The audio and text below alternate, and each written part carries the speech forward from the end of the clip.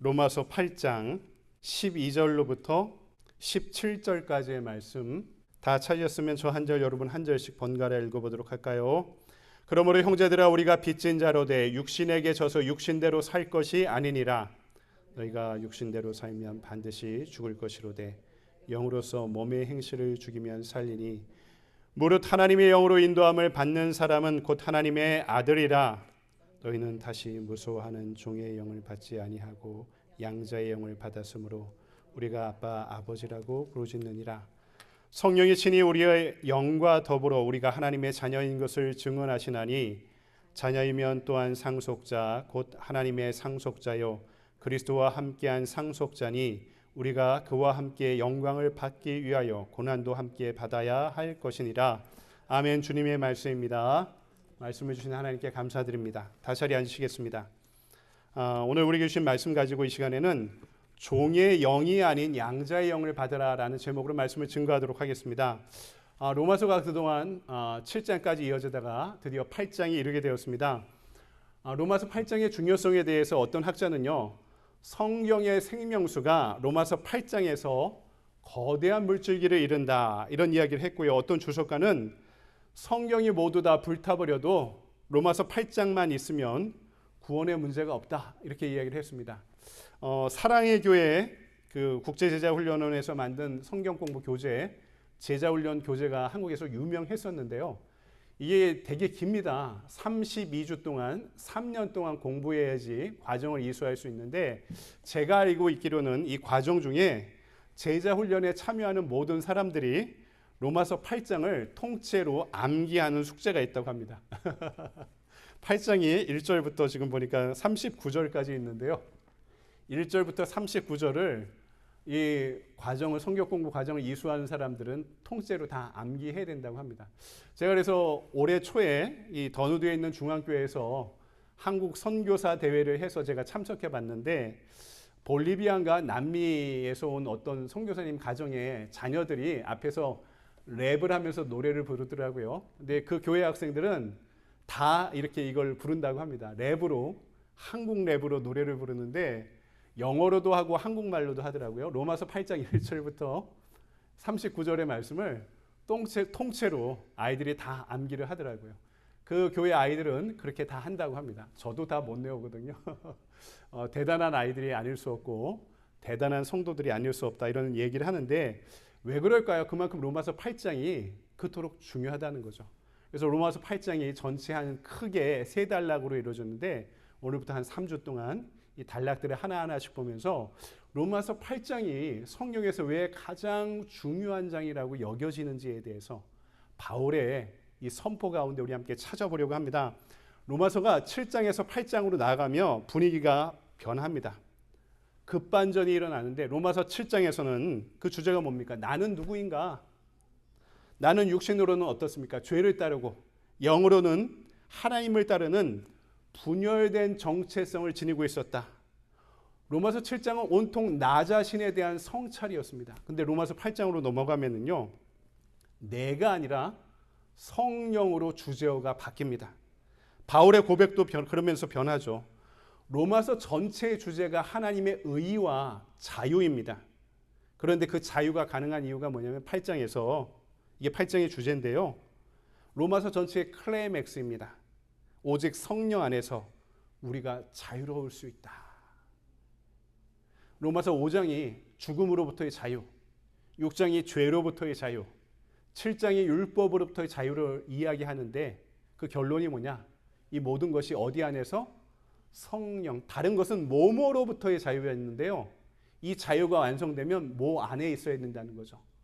성령 안에서 최종적인 승리와 자유를 이야기하는 거죠. 그런데 반대로 그렇다면은 성령 안에 있지 못할 때 우리의 삶은 심각한 결핍을 지니게 된다는 거죠. 하나님과의 교제와 사랑이 결핍된 이유가 성령 안에 거하지 못하기 때문에 성령 안에 거하지 못하고 바울은 오늘 우리가 육신의 빚진 자로 살아가기 때문이라고 합니다. 12절에 그러므로 형제들아 우리가 빚진 자로 돼 육신에게 져서 육신대로 살 것이 아니니라. 이게 중요한 개념이 헬라어로 빚진 자라는 개념인데요. 남에게 이행할 의무와 채무가 있는 사람입니다. 빚을 지면 빚을 갚기 위한 대가가 필요하죠. 당연히 육신에게 빚진 자는 어떻게 되느냐? 그 빚을 갚으려면 육신을 주인 삼아서 육신을 원하는 대로 살아가야 할 의무와 채무를 갖고 있다는 거죠. 그래서 이들의 말은, 육신의 빚진 자들은 그들의 말이 다 육신의 말이 되는 것이고, 이들의 행동도 육신의 욕구를 충족시키기 위한 행동이 될 수밖에 없다. 여러분, 이렇게 육신의 빚진 자들은요, 세상에만 있지 않아요. 교회 안에도 있습니다. 내가 신앙생활하는 목적이 무엇인가? 교회 다니는 목적이 무엇인가? 우리 육신의 욕구를 위해서, 이 육신의 안목과 육신의 정욕과 이생의 자랑을 위해서 우리가 교회 다니면 그 이유가 분명하다는 거죠. 오늘 말씀에 우리 인생의 주인이 내 육신이기 때문에 그렇다. 그 결과가 뭡니까? 13절 전반부를 보면 너희가 육신대로 살면 반드시 죽을 것이로되 이렇게 말씀하죠.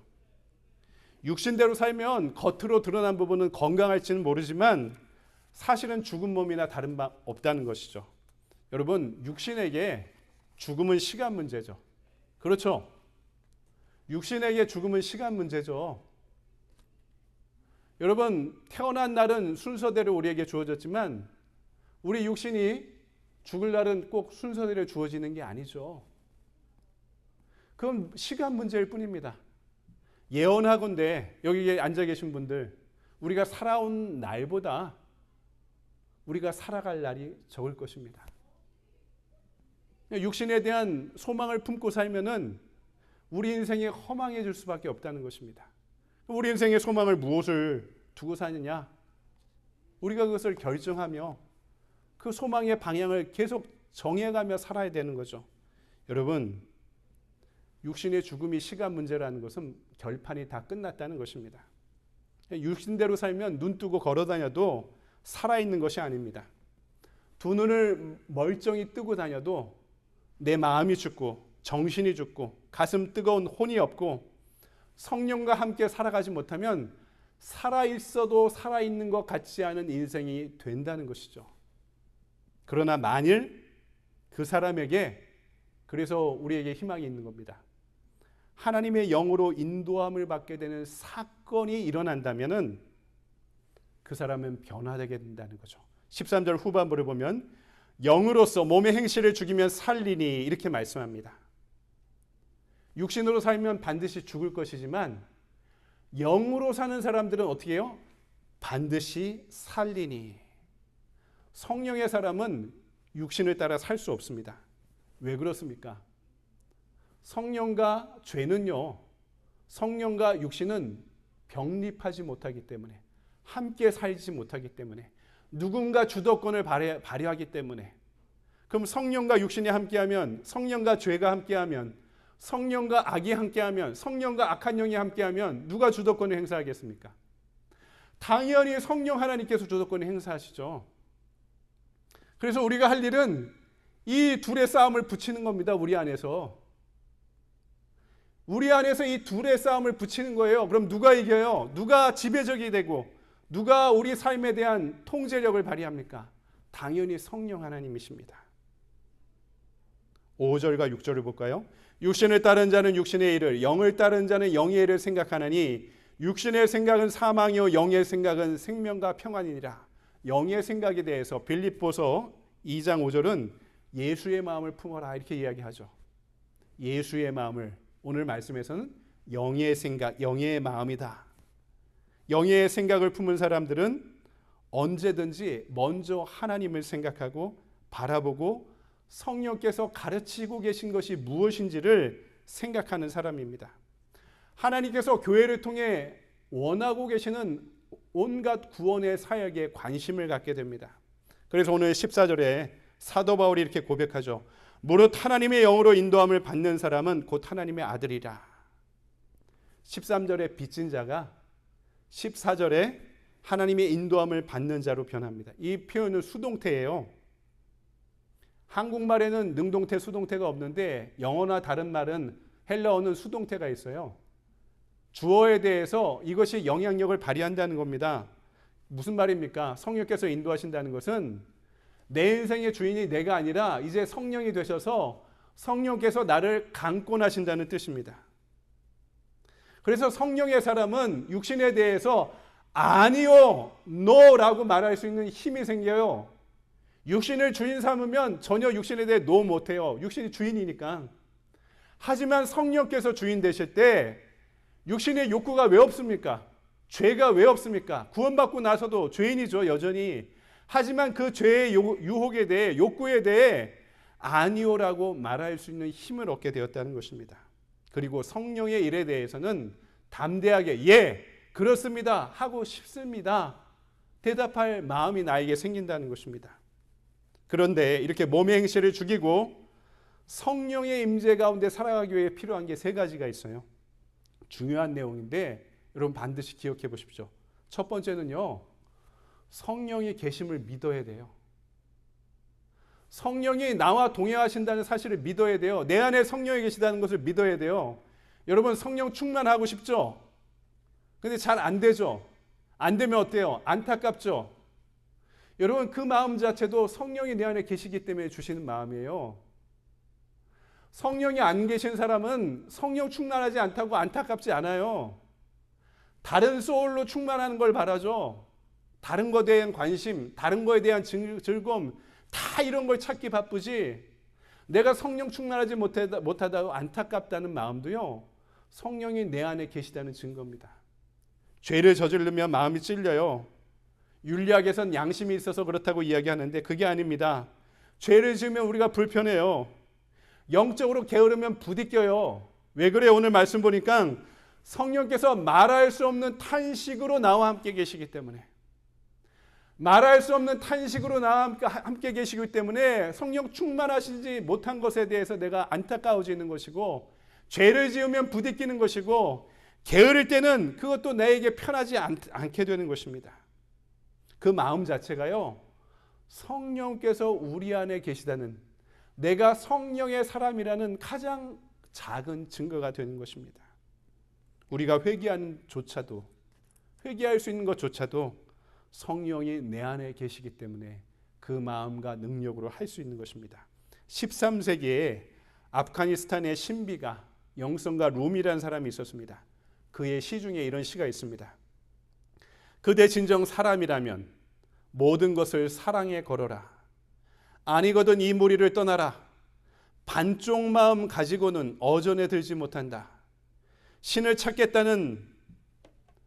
찾겠다고 나선 몸이 언제까지 지저분한 주막에 머물러 그렇게 노닥거리고 있을 참인가. 신의 어전에 들려면은 반쪽 마음 갖고 안 된다. 너희 마음 전체를 걸어라 라고 노래하고 있는 겁니다. 이게 영성이다. 이게 참된 마음이다라는 거죠. 여러분, 우리가 육신의 빚진 자가 아니라 하나님의 영으로 하나님의 자녀가 될 사람은 우리 마음을 어디에 걸어야 하는가를 이 시가 알려줍니다. 진리의 영, 무엇이 진리인지 비진리인지를 가르쳐주는 분별의 영이죠. 그리고 죽음이 아니라 생명을 주는 생명의 영이죠. 사도행전을 보면 성령 하나님은 또 선교와 전도의 영이기도 합니다. 바로 하나님의 영을 사모하는데 우리의 마음을, 그것도 반마음이 아니라 온 마음을 걸어라 라는 것입니다.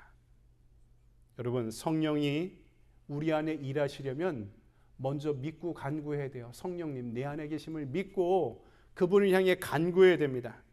성령 하나님께서 육신의 빚진 자를 은혜의 빚진 자로 변하게 하심을 믿어야 됩니다. 성령 우리가 믿는 만큼 도우시는 분이시기 때문에, 여러분 기억하십시오. 성령 하나님은 우리가 믿는 만큼 도우시는 분이십니다. 두 번째, 우리가 누구인지를 잊지 마라. 성령께서 함께 하시는 사람이 바로 하나님의 자녀임을 잊지 말라는 것입니다. 우리가 분명한 신분의식과 정체성을 지니고 있어야 돼요. 정체성이 우리 인생을 결정합니다. 내가 어떤 사람인가? 내가 어떤 신분인가? 미국의 신분이 중요하잖아요. 신분, 이 카드, 영주권이든 비자든 시민권이든 쪽지나 카드 받아보면 아무것도 아닌 것 같은데, 이것 때문에 울고불고 하고, 이것 때문에 두려워하기도 하고, 불안해하기도 하고, 이것 때문에 당당히 살기도 하고. 신분이 그만큼 중요한 거잖아요. 내가 어떤 신분이냐, 내가 어떤 존재냐는 정체성이 중요하다는 거죠. 내가 누구라고요? 여러분 따라해 보세요. 나는 하나님의 자녀다. 여러분 이 정체성, 이 신분의식을 잊지 말아야 된다는 겁니다. 이 마음 주실 때 우리는 우리를 미혹하는 것 앞에서 안 돼, 이게 아니야 라고 이야기할 수 있는 내적인 힘을 얻게 되는 겁니다. 아, 그렇지, 내가 하나님의 자녀야. 내가 하나님의 자녀야 라는 것을 확인할 때 그것이 가능하다는 거죠. 내가 누구인지를 아는 분명한 신분의 의식, 정체성이 중요하다는 겁니다. 세 번째, 감정에 주목하지 말고 성령의 음성에 주목하라. 유혹 앞에 우리가 흔들리는 게 뭐가 흔들려요? 내 감정이 흔들리고 생각이 흔들리잖아요. 근데 그게 사실이 되려면 시간이 필요합니다. 내 감정과 생각이 주어진 사실, 실체가 되려면은 아직은 아니에요. 시간이 필요해요. 자꾸 이런 생각, 이런 감정만 붙잡고 살아야지 그게 사실이 되어버리는 겁니다. 근데요, 유혹 앞에 마음이 흔들릴 때마다, 죄가 우리를 육신의 종노릇 하는 자로 유혹할 때마다 속으로 생각하며 이렇게 곱씹어 봐야 돼요. 이 마음은 사실이 아니다.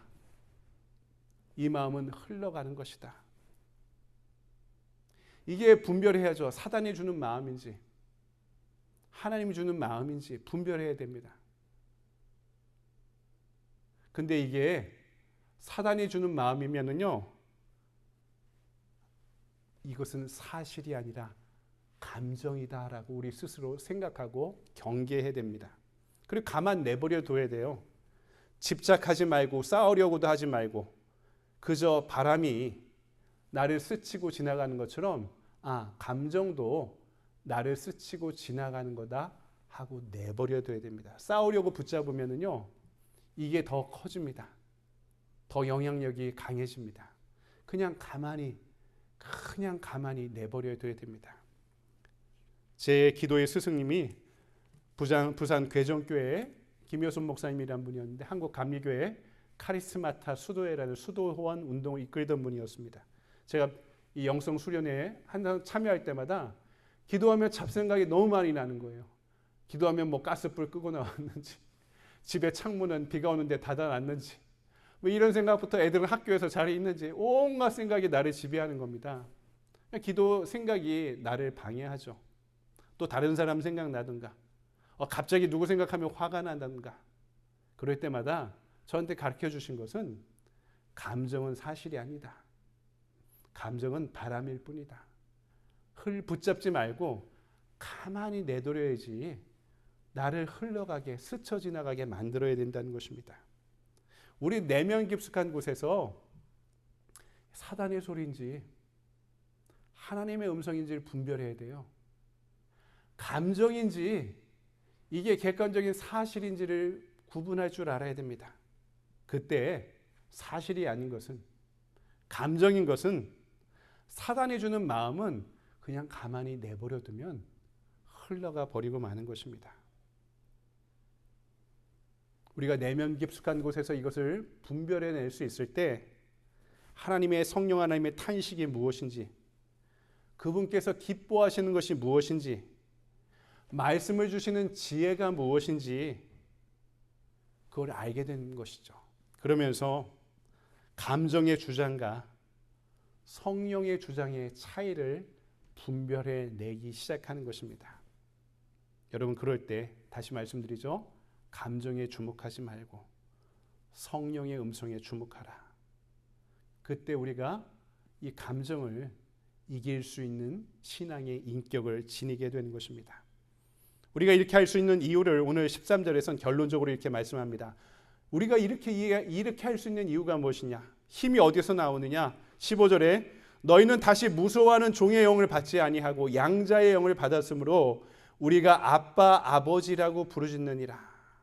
오늘 우리에게 좋은 소식이 뭐예요? 굿뉴스, 복음이죠. 복음이 선포됐어요. 이 복음이 뭡니까? 우리가 예수 그리스도 안에 있을 때 무서워하는 종의 영을 받지 않고 양자의 영을 받았다. 이렇게 이야기합니다. 종이 있고 노예가 있어요. 한번 상상해 보세요. 종의 영이라는 게 제가 비유를 들어 설명하는 거예요. 하루 종일 열심히 일했어요. 땀 흘려 열심히 남들 다 놀아도요. 땀 흘려 열심히 놀았어요. 그럼 너무 힘들어서 잠깐 쉬어요. 노예는요. 그때 주인이 찾아와요. 그럼 벌떡 일어나야 됩니다. 주인이 나를 지금까지 노는 것처럼 봤을 수도 있다. 이렇게 판단하기 때문에 이게 종의 마음을 지닌 사람이 있는 거예요. 이게 종의 영을 지닌 사람이라는 거예요. 누가 종입니까? 시키는 대로 하는 사람이 종이고 노예입니다. 사람들이 두려움에 벗어날 수 없는 이유가 종의 영을 품고 살기 때문입니다.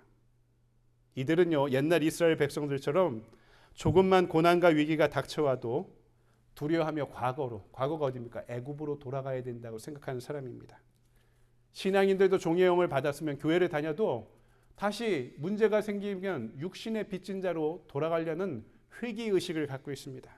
그래서 가나안이 아니라 애굽으로 가야 되겠다. 하나님이 아니라 바로를 섬겨야지. 그 안에 안정을 찾는 겁니다. 모세와 함께 자유와 해방의 땅으로 나아가지 못하고 돌아가 바로를 섬겨야 된다고 생각합니다. 신분이 해방되었는데 애굽 땅을 떠났어요. 출애굽했어요. 이제 자유인이에요. 근데 마음이 아직 애굽에 있습니다. 마음이 아직 자유인이 아니라 종의 상태로 있습니다. 하나님의 자녀라는 신분이 되었는데 아직도 노예의 마음을 품고 살아가는 것입니다. 그럼 두려움 앞에 꼼짝달싹 못하는 인생이 되어버린 것이죠. 그런데 이제 우리가 어떻게 됐다고요? 예수 안에서 두려움의 종살이로부터 벗어나 양자의 영을 받았다. 양자의 영을 세번역 성경에서는 자녀로 삼으시는 영 이렇게 번역하고 있습니다. 양자라는 개념이 설명이 필요합니다. 제가 언젠가 한번 설명해 드렸어요. 근데 여러분 잊으셨을 수도 있어서 양자라는 개념이 로마법에서 매우 중요한 법적인 개념이었습니다. 로마 시대의 철저한 가부장적인 중심제 사회였어요. 아버지의 권력은 집안에서 무소불위의 권력이었습니다. 이것을 두고 파트리아 포테스타스, 아버지의 권력이라고 불렀어요. 왜 그랬냐? 지금은요, 친족 살해가 더 큰 죄입니다. 집에서 아버지가 아이들을 때려 죽여요. 이거는 되게 큰 죄예요. 근데 로마 시대에서는요, 아버지가 아이를 말이 안 된다고 체벌하다 때려 죽이는 게 문제가 안 됐어요. 이 아버지의 권한이었기 때문에. 아빠가 얼마 정도 힘이 세냐? 재산을 줄 수도 있고 주지 않을 수도 있는 자유가 아버지에 있습니다. 그러니까 자녀들은 아버지에게 충성해야 돼요. 주군처럼.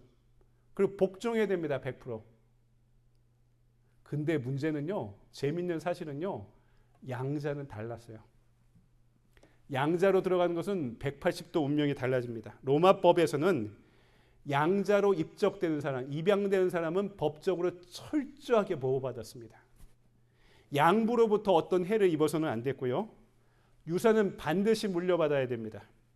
한번 양자로 들어가면 죽을 때까지 양자로서의 특권을 누릴 수 있습니다. 노예로 있다 양자가 돼요. 로마 제국이 군사정복 사회였잖아요. 그러니까 노예 중에는요, 타국의 왕족이나 귀족들도 있었어요. 신분이 높은 사람일수록 그런 사람을 자기 집에 노예로 쓰려고 노력했습니다. 비싼 값을 주고. 근데 귀족 중에 자녀가 없는 사람은요, 노예 중에 아주 똑똑하고 사랑스러운 노예를 양자로 입적하는 경우들이 종종 있었던 모양입니다. 그러면 이 완전히 신분이 달라지는 거죠. 어떤 사람이 엄청난 빚을 떠안고 있었어요. 근데 부잣집의 귀족 집안의 양자가 되면 빚 걱정할 것 없이 양부가 그걸 다 청산해 줘야 됩니다. 범죄를 저지른 이력이 있어요. 하지만 양자가 되는 순간 범죄 기록이 완전히 다 말소되어 깨끗해집니다. 요새 말로 신분 세탁이란 말이 옛날 로마 시대엔 말 그대로 진짜로 양자가 되는 순간 신분 세탁이 됩니다. 로마법에서는 양자가 되는 것은 사실상 새로 태어난 것과 마찬가지예요. 지금 바울이 로마 교회 성도들에게 이 양자의 비유를 이야기하는 이유는요, 이렇게 이야기하면 로마 교인들은 무슨 말인지 너무나 잘 알고 있었기 때문에 너희가 종의 영이 아니라 양자의 영을 받았다는 것을 로마 사람들은 무엇인지 분명히 깨달았어요. 그들 사회, 그들의 법을 그들이 너무나 잘 알고 있었기 때문에 종이 아니라 양자 된다는 것은 완전 그들의 신분이 바뀌었다는 것을 의미했던 것입니다. 로마법에서 어떤 아이나 청년을 양자로 입양하려면요, 증인이 최소 7명이 필요했다고 합니다. 7명의 자유인이나 시민들 또는 귀족들이 여기에 대해 증인을 서줘야 되고 법정에서 보증을 해줄 때 한 사람을 양자로 입양할 수 있었다고 해요. 근데 오늘 말씀 보니까 우리의 양자됨을 위해서 성령께서 친히 증인이 되어 주시겠다, 보증이 되어 주시겠다 말씀합니다. 16절 볼까요? 성령이 친히 우리의 영과 더불어 우리가 하나님의 자녀인 것을 증언하시나니. 우리가 법적으로 보호받고 상속받고 그 권세를 그대로 사용할 수 있는 자유인이 됐다는 거죠. 이를 위해 성령 하나님께서 스스로 보증해 주시고 증언해 주시겠다. 여러분, 이 정도면 할렐루야를 외쳐야 됩니다. 지금도 미국에서요, 입양하는 것이 어렵고 까다롭더라고요. 제가 어떤 옛날에 리더스 다이제스트인가 그거 읽다가 깜짝 놀란 게 러시아에 있는 아이 하나를 미국으로 입양하는데 수년이 걸린 것을 기록해 놨더라고요. 러시아 법정에서 러시아 말로 선서를 하는 것도 2번이나 해야 되더라고요. 러시아를 며칠씩 몇 년 동안 3년 동안인가요? 2번씩이나 러시아를 방문해서 직접 조사를 받아야 되고 법정에서 선서를 해야 되고 미국에 와서도요, 자신의 신분에 대해서 그리고 또 자신의 수입에 대해서 법적인 상황에 대해서 빚이 있는지 없는지 여러 가지 엄청난 서류를 제출해야지 한 아이를 입양할 수 있더라고요. 입양하는 게 어렵죠. 근데 우리가 하나님의 자녀로 입양되었다 라는 것은 어려울까요? 그렇지 않습니다. 나의 의지, 나의 믿음, 나의 사랑이기 전에 그분의 선택이었고 그분의 의지였고 그분의 사랑이었기 때문입니다. 그 결과 우리에게 놀라운 특권 하나가 주어진다고 말씀합니다. 우리를 하나님의 자녀 삼으시는 그 영 덕분에 하나님을 아빠, 아버지라 부를 수 있게 되었다. 지금 예수님 이전에요, 유대교에서 하나님을 아빠, 아버지 부른 적이 없습니다. 율법에 비추어서 보신 하나님은요, 너 죽을래? 보기만 해도 죽는 분이었습니다. 너의 얼굴을 가려라. 신발을 벗어라. 여기는 거룩한 곳이니. 하나님 너무 두려운 분이었어요. 근데 예수님이 가르쳐 주시고 오늘 바울이 선포하는 하나님은 어떤 하나님이라고요? 우리가 아빠, 아버지다 부를 수 있는 분이다. 제가 어릴 때 저 다니는 교회에 권사님 별명이 아버지 권사님이 계셨어요. 틈만 나면 아버지! 아버지! 길 가다가 이게 문턱에 걸려서 이렇게 몸을 이렇게 건들려도 아버지! 그러시고, 그래서 설거지하다 그릇을 떨어뜨려도 아버지! 이러시고, 우리 중고등부 학생들이 아버지 권사님 오신다, 아버지 권사님 오신다. 막서 노상 아버지 그랬는데 그 아버지가 그 아버지입니다. 하나님을 아버지라 부를 수 있게 되었다. 그분과 우리의 관계가 이제는 바뀌었다는 것입니다. 성령의 능력과 보증 가운데 그리스도 안에서 우리가 하나님의 양자가 되었음을 기억하십시오. 우리 양자되면 하나님을 아빠라고 부를 수 있을 뿐만 아니라 17절을 보니까 예수님과 더불어 공동의 상속자가 되었다. 여러분, 이거 엄청 대단한 거 아닙니까? 그러니까 예수님이 성자 하나님이 성부 하나님으로부터 받을 수 있는 모든 것을 우리도 똑같이 받게 되었다. 그럼 예수님과 우리의 관계도 어떻습니까? 형님이 되고 오빠가 되는 거죠. 우리가 하나님의 양자가 되었으니까 예수님과 더불어 공동의 상속자가 됐다. 예수님이 받으신 모든 영적 유산을 우리도 받게 되었다는 것입니다. 종교개혁가 마틴 루터가 오늘 본문을 잘 이해하지 못했다고 해요. 하나님을 아빠라고 부르면 왠지 모르게 어색했고요. 하나님을 엄마라고 부르니까, 어머니라고 부르니까 왠지 모르게 감정의 교류가 시작되었답니다. 루터 아빠가요, 너무 엄격한 분이었어요. 심지어 이 목회 상담가 중에 루터를 상담학적으로 연구하는 사람은 루터가 어려서부터 아버지로부터 학대당한 사람이다 이렇게 평가를 합니다. 그러니까 하나님을 아버지라 부르는 게, 성경에서 하나님을 아버지라 부르는 게 전혀 다가오지 않았는데 로마서를 읽다가 어느 날 엄마라고 불러볼까? 그러니까 자기를 위해서 너무나 희생하신 어머니를 생각하니까 하나님 엄마, 그러니까 너무나 눈물 짓게 하나님의 사랑이 다가오기 시작했다는 거죠. 루터의 경험처럼 모든 친자식이 사랑받고 환대받는 게 아니죠. 생물학적인 부모로부터 버림받거나 학대당하는 자녀들이 얼마나 많습니까?